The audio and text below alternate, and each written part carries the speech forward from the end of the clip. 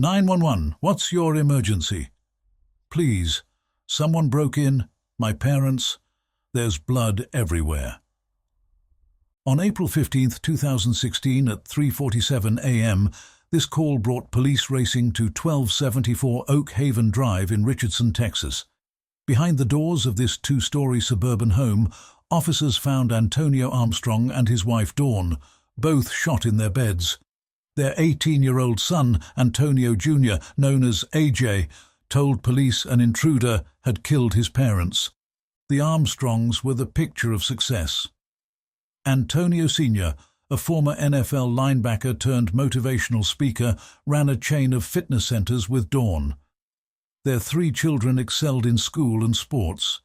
AJ, their middle child, played football like his father. The family attended church every Sunday, hosted neighborhood barbecues, and seemed to embody the American dream. But as investigators peeled back the layers of this seemingly perfect family, they uncovered a web of deception. AJ's stellar grades had plummeted. His phone revealed disturbing searches. Strange purchases appeared on his credit card. And in his bedroom closet, police would find something that shattered his intruder story forever. The Armstrong case forced the affluent Houston community to confront an unthinkable question. Could a teenage boy really murder his parents in cold blood?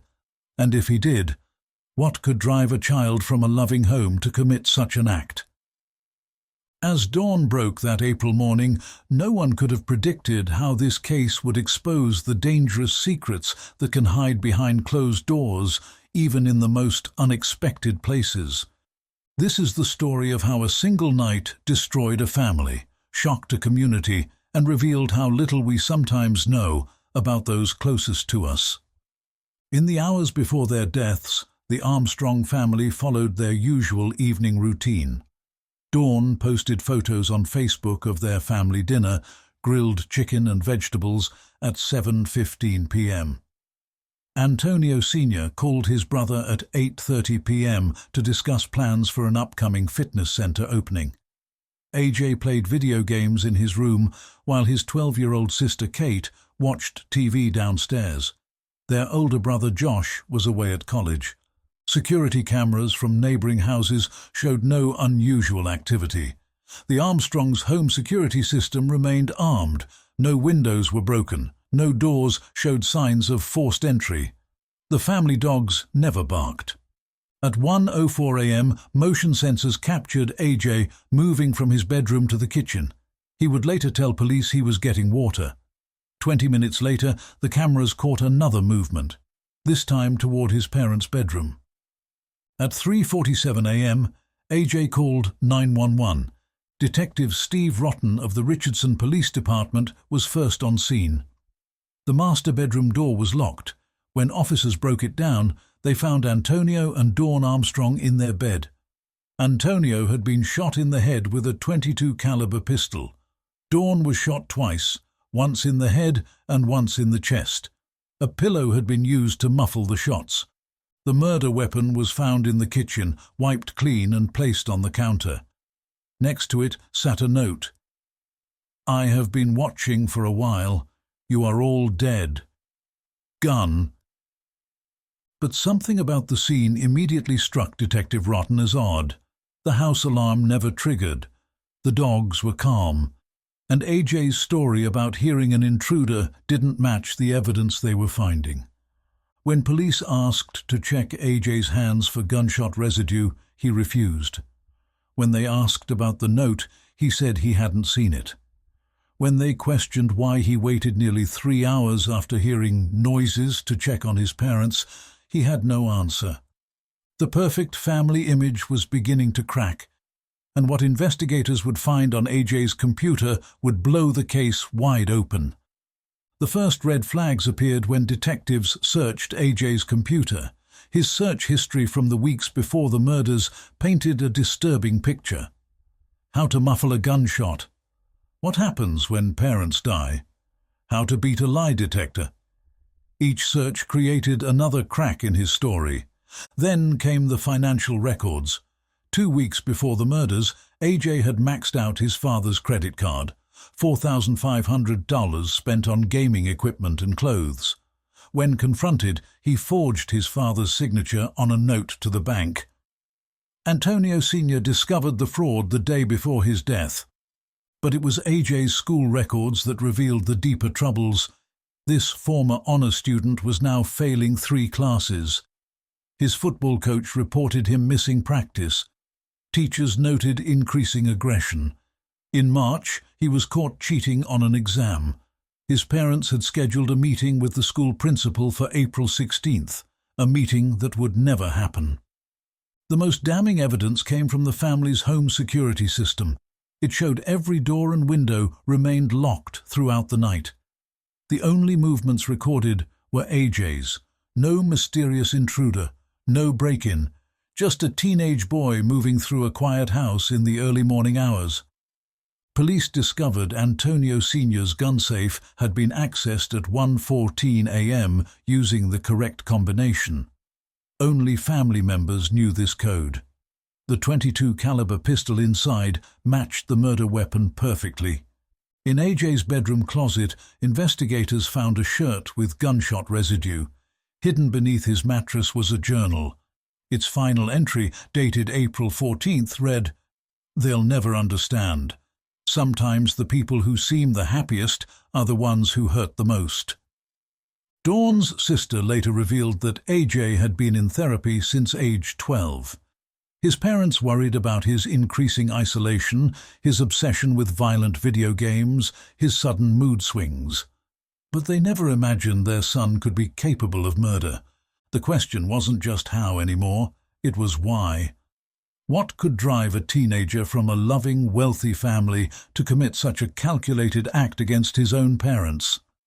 As investigators dug deeper, AJ's careful planning came to light.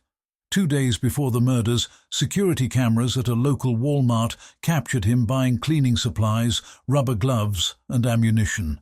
He paid cash. He wore a hood. But the cameras caught his face as he looked up, just once. Text messages between AJ and his friend Michael Chen revealed another layer. "My parents think they can control everything," AJ wrote on April 10th. "They don't know what I'm capable of." When Michael suggested talking to a counselor, AJ replied, "It's too late for that." The pieces of AJ's double life emerged.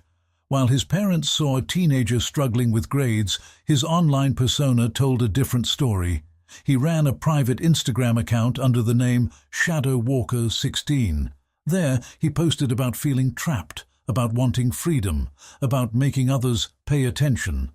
A breakthrough came when police found a video on AJ's phone, recorded 3 hours before the murders. In it, he walked through his family's house, filming each room. His voice was calm as he narrated, "This is where it begins. This is where it ends." The video ended in his parents' bedroom doorway. His sister Kate's testimony shattered any remaining doubt. She admitted to hearing muffled sounds that night, but was too scared to leave her room. The next morning, she found AJ washing clothes at 4 a.m. When she asked why, he told her to forget about it. The mask of the perfect son had completely fallen away, but as police prepared to make their arrest, AJ made one final unexpected move that would stun even veteran detectives. On April 18, 2016, 3 days after the murders, AJ walked into the Richardson Police Department. Without his lawyer, without warning, he sat down in interview room B and spoke 6 words: "I want to tell the truth." For the next 4 hours, Detective Rotten recorded as AJ methodically detailed the events of April 15th. He described waiting until 1 a.m., knowing his father took sleep medication. He recounted getting the gun, using his father's combination, 11/06/89, Dawn's birthday. He explained choosing a .22 caliber because he'd read online it would make less noise. He shot his father first, one clean shot to the head. His mother woke at the sound. She didn't scream. She just looked at him and said, "AJ?" He fired twice at her. The second shot was because she was still breathing. AJ described cleaning the gun, writing the note, staging the scene. He'd gotten the idea from a crime show, trying to make it look like a home invasion. He waited 3 hours before calling 911, using that time to dispose of evidence and create an alibi. When asked why, AJ's calm demeanor finally cracked. He spoke about pressure, endless pressure to be perfect like his father, about feeling like a failure, about overheard conversations where his parents discussed sending him to military school, about a college fund they'd recently emptied, money he saw as his future slipping away. "I thought if they were gone, I could be anyone I wanted," he told detectives. "I didn't have to be Antonio Armstrong Jr. anymore." The confession solved the how, but for many, the why remained incomprehensible. How could a teenager from a loving home orchestrate the execution of his own parents? A.J. Armstrong's trial began on April 2, 2019, nearly 3 years after the murders. The Harris County Courthouse filled with spectators, media, and a family torn apart. On one side sat Dawn's relatives wearing justice for Dawn pins. On the other, A.J.'s grandmother, Antonio Sr.'s mother, who maintained her grandson's innocence despite his confession. District Attorney Sarah Miller presented the state's case: the murder weapon with A.J.'s fingerprints, the incriminating searches, the damning security footage, the confession, each piece of evidence methodically laid out over 8 days. But defense attorney Rick DeToto had a different strategy. He painted A.J. as a victim of rushed police work. He questioned why investigators never looked into Antonio Sr.'s business partners, suggesting financial troubles at the gym could have led to professional hits. He claimed A.J.'s confession was coerced after hours of isolation and manipulation. The most dramatic moment came when A.J. took the stand. Gone was the composed teenager from the confession video. Instead, he broke down, claiming he'd lied to protect his sister Kate. He suggested she might have been involved, then immediately recanted. The courtroom sat in stunned silence. The jury deliberated for 19 hours. On April 26, 2019, they returned their verdict. A.J. Armstrong was found guilty of capital murder. At 19 years old, he faced life in prison with the possibility of parole after 40 years. During sentencing, A.J. spoke directly to his family. "I'm sorry everyone believes I did this, but I want you to know that I loved them. I still love them. They were my parents." The judge wasn't moved. She noted the calculated nature of the crimes, the attempt to frame others, and the devastating impact on the family. She imposed the maximum sentence. Today, A.J. Armstrong sits in the Polunsky unit of the Texas Department of Criminal Justice. His earliest possible parole date is April 26, 2059. He'll be 59 years old. The Armstrong home at 1274 Oak Haven Drive sold in 2018 for well below market value. The new owners renovated the master bedroom, erasing the final physical traces of that April night.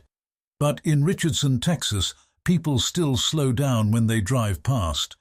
Kate Armstrong lives with her grandmother in California. She rarely speaks about her brother or that night.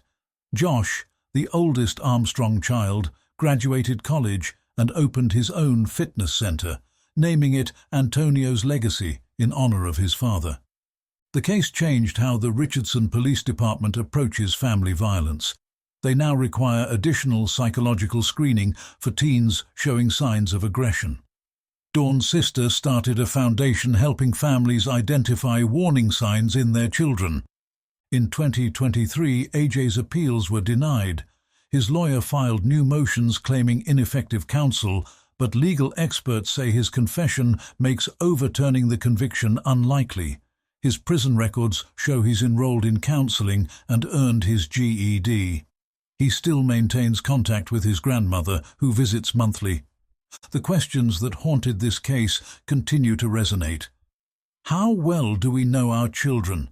Can a loving home hide devastating secrets? What invisible pressures push a teenager to commit the unthinkable? The Armstrong murders forced us to confront uncomfortable truths about family, pressure, and the facades we maintain. It reminds us that sometimes the most dangerous threats don't come from outside our homes, but from within them. A.J. Armstrong's story remains a chilling reminder that in some cases the line between victim and perpetrator, love and hate, family and enemy, can blur beyond recognition.